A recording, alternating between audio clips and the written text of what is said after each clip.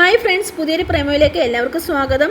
അപ്പം നൂറയും മറ്റേ ഗ്യാങ്ങും എല്ലാം കൂടെ കിച്ചണിൽ ഇങ്ങനെ ഓരോ പാചകത്തിലേക്ക് ഏർപ്പെട്ടുകൊണ്ടിരിക്കുകയായിരുന്നു കേട്ടോ. അവിടേക്ക് നമ്മുടെ അനുമോള് വന്നപ്പോഴത്തേക്ക് അനുവിനെ കുത്തി കുത്തി നൂറ ഓരോന്ന് സംസാരിക്കാൻ തുടങ്ങി. നൂറയും ആദിലയും ഇപ്പം ടാർഗറ്റ് ചെയ്തേക്കുന്നത് അനുവിനെയാണ്, PR പേരും പറഞ്ഞുകൊണ്ടാണ്. പക്ഷേ ഈ പറയുന്ന ആദിലയ്ക്കായാലും നൂറയ്ക്കായാലും പുറത്ത് നല്ല രീതിയിൽ PR ഒക്കെ ഉണ്ട് കേട്ടോ. അത് അനുമോക്ക് മാത്രമല്ല, അവിടെ ഏത് മത്സരാർത്ഥിയുണ്ടോ അവർക്ക് എല്ലാവർക്കും PR ഉണ്ട്. അല്ലാതെ അനുവിന് മാത്രമാണെന്ന് ഒരിക്കലും പറയാൻ പറ്റത്തില്ല. അപ്പം നെവിൻ ചോദ്യം ചെയ്യുന്നുണ്ട്, എന്തിനാണ് ഇങ്ങനെയൊക്കെ ഒരാളെ പറയുന്നത്?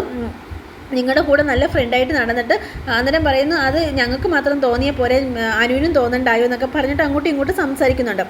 അനുവിനോട് നല്ല രീതിയിലാണ് ഇപ്പം നെവി നിൽക്കുന്നത്. കാരണം ഞാൻ തെറ്റ് ചെയ്തെന്ന് എനിക്ക് മനസ്സിലായി, സോറി എന്ന് പറഞ്ഞിട്ട് ഇന്നലെ മാപ്പൊക്കെ ചോദിച്ച് അവർ നല്ല ഫ്രണ്ട്സൊക്കെ ആയിട്ടുണ്ട്. അപ്പം നെവിന് ഇതുപോലെ ടാസ്കിനകത്തൊന്നും കയറാൻ പറ്റിയില്ല. ഇന്ന് ഷാനവാസിൻ്റെ പ്രശ്നത്തിൽ ലാലേട്ടൻ പണി കൊടുത്തിട്ടുണ്ട്. അതുകൊണ്ട് ടാസ്കിൽ കയറാൻ പറ്റാത്തത് കൊണ്ട് തന്നെ ഇന്ന് 1.5 ലക്ഷം രൂപ കിട്ടിയിട്ടുണ്ടായിരുന്നു കേട്ടോ. അപ്പോൾ അതിനകത്തുനിന്ന് ഒരു കുറച്ച് കാശ് അനു കൊടുക്കാമെന്ന് പറഞ്ഞു. കാരണം ടാസ്കിലൊന്നും കയറിയിട്ടില്ലല്ലോ എന്നൊക്കെ പറഞ്ഞ് കൊടുക്കാമെന്നൊക്കെ പറഞ്ഞിട്ടുണ്ടായിരുന്നു.